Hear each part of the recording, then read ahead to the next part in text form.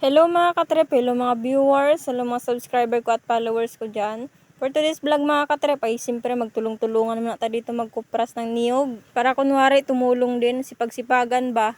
Unang araw nga pala mga katrep na aming pagkukupras ay siyempre magpasungkit tayo ng niyog. Para naman may makupras tayo. Shoutout nga pala sa aming manigsungkit mga katrep, hindi pala biro ang magsungkit. Biruin mong sobrang taas ng niyog na to mga katrep tapos nakatingala pa. At saka kailangan mga katrep kapag magsungkit ng niyog, kailangan eksperto. Baka kasi buko ang malaglag, tapos lang buko salad talaga ang abot nito. Fast forward mga katrep, nung naipon na ang mga niyog mga katrep ay ito na, binibiak na. Nauna na nga pala dito mga katrep si Papa nga si Juan na maglugit. At syempre mga katrep, maki-extra na tayo dito. Hindi nagsipag bigla. Mag-hi ka dali. Mag-hi ka. Ito yung hindi ko kayang gawin mga katrep, yung lugitin ng bagong biak. Para kasi sa akin mga katrep ay makunat. Pero pag tinignan ko sa kanila mga katrep, basic lang gawin. Ano kayang sekreto nyo mga katrep? Ini-tips daw. Dahil hindi tayo marunong maglugit mga katrep ay ako na lang yung maghiwa-hiwalay ng nabiak na niyog. Para syempre hindi na mahirapan yung maniglugit mga katrep.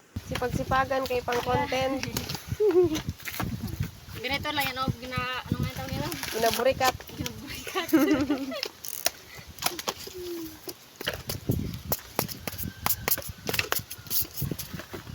Sobrang kulit naman ng little kabatags na to mga Bukas ka katrep. nga. Ang daming alam. Yung kaya ng utak niya pero hindi kaya ng katawan niya. Nung nagpahinga pala si Juan mga katrep ay siyempre may nagpalit na sa kanya kaagad. Feeling marunong maglugit eh. Gusto niya daw matry kasi marunong daw siya. Kain. Kainin mo.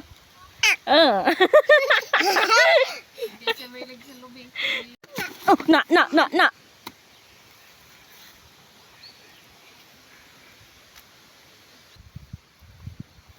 Ya, kadiri. Ew. Kadiri. Ya. Yan lang? Sige. Yeah. Tulog muna ako ng luwi.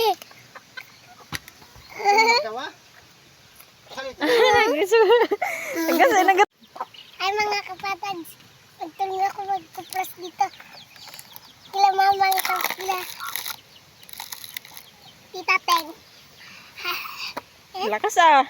Lakas ka? Ah, grabe. Wala ako nakasali doon. Taga-pamay. Aday ko. Agay. Sige. Sino malakas? Agay. Gasa. Tingin ko yun. Hindi ko.